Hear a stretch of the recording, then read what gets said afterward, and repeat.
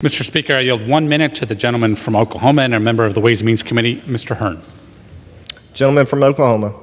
Mr. Speaker, I'd like to thank my colleague from Nebraska for yielding time. Mr. Speaker, on March 1st, 2022, President Biden made a promise to the American people during the State of the Union address before a joint session of Congress. I was sitting in this room as the President stated, in quote, "Under my plan, nobody earning less than $400,000 a year will pay an additional penny in new taxes. Nobody," end quote. Mr. Speaker, the President lied to us all because in August of 22, CBO confirmed that the Democrats' Inflation Reduction Act, which supercharges the IRS with 87,000 new agents, will in fact lead to more audits and enforcement measures and higher taxes for families making less than $400,000 a year. In fact, the CBO confirmed that lower and middle income taxpayers would see as many as 710,000 more audits. Americans are suffering under harmful inflation caused by the irresponsible fiscal policy from President Biden and our congressional Democrats. The last thing the American people need is burdensome IRS audits. I urge my colleagues to vote yes on this bill to make Joe Biden's promise come true. I yield back. A reserve. Gentleman reserves. Gentleman from Massachusetts. Greetings, friends. Happy Tuesday to all of you. Friends, something big is happening. President Biden has just released new information on Medicare and Social Security. Republicans are now urging that Congress make billions of dollars in funding cuts to several important programs that millions of Americans rely on. So, dear friends, please do make sure that you watch until the end of this video because I will be sharing with you all of the latest news. Also, to say thank you for being here every day and being part of this community, I will be announcing 2 winners for the $75 Walmart gift card giveaway this coming Friday. If you would like to enter these weekly giveaways, all you have to do, my friends, is click and like several of my videos and then comment below the keyword of each video that you watch. The more videos that you watch and then leave a comment on, the greater your chances, my friends, of winning these giveaways. Congress is beginning big negotiations this very week. House Republican Majority Leader Steve Scalise sidestepped thorny questions today on whether Congress would allow the U.S. to default on its debt. This is after lawmakers adopted new rules making it much more difficult to raise federal limits. The United States is perilously close to hitting its debt ceiling of about $31.4 trillion. That is a legal limit set by Congress of how much the federal government can borrow. It includes a total amount of outstanding federal debt, which is about $24.5 trillion, as well as a nearly $6.9 trillion that the government has borrowed from itself.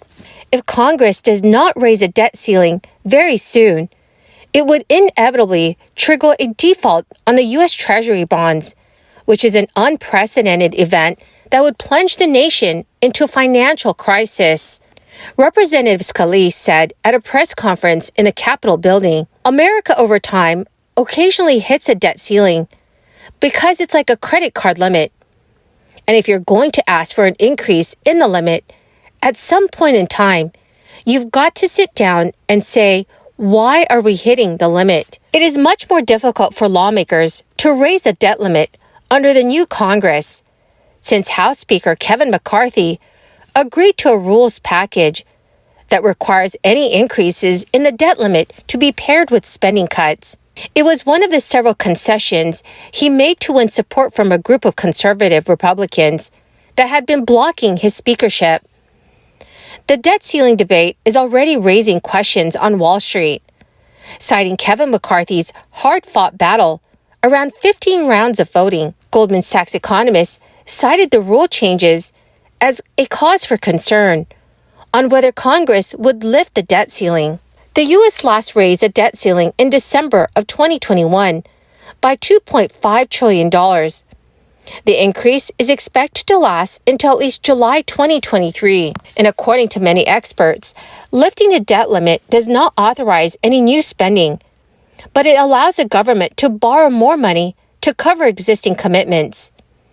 And since the federal government consistently spends more than what it takes in as tax revenue, lawmakers have to periodically raise a debt ceiling.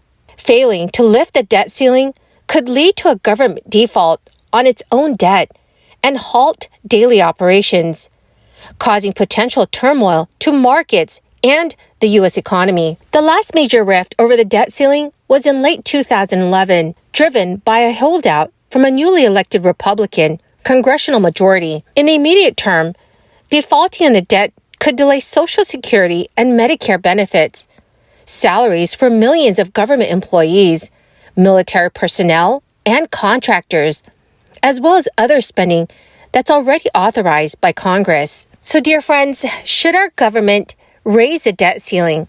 Please let me know your thoughts in the comments section below. The Biden administration is already building on a strategy it deployed during the midterm election season, in which it highlighted talks from multiple GOP congressional lawmakers about how they plan to use their new House majority to consider cuts to entitlement programs like Medicare and Social Security. The Biden administration has made it very clear it won't go along with such proposals, framing Republicans as a party that wants to change social welfare programs. White House Chief of Staff Ron Klain wrote in a Twitter post this week, "They are going to try to cut Social Security and Medicare. It could not be clearer." Strategists and White House officials believe the possibility of Republicans holding the debt ceiling hostage in exchange for spending cuts is both economically dangerous and a political loser for the GOP. The looming fight over spending cuts is in many ways a repeat of the messaging battle that unfolded ahead of November's midterm elections. President Biden and Democrats warned in the closing weeks of the campaign that popular programs like Medicare and Social Security were at risk under a GOP majority. Republicans, meanwhile, sought to argue government spending should be reined in without outright committing to cutting entitlement programs. When it came to the speakership battle, 7 Republicans included requests to cap spending as part of their many demands of now House Speaker Kevin McCarthy. So, dear friends, what are your thoughts about future changes to Social Security and Medicare?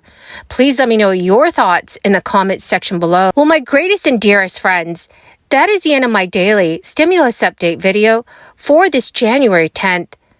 Thank you so much, friends, for being part of this community. And to show you my appreciation to all of you, I will be announcing 2 winners for the Walmart gift card giveaway this coming Friday.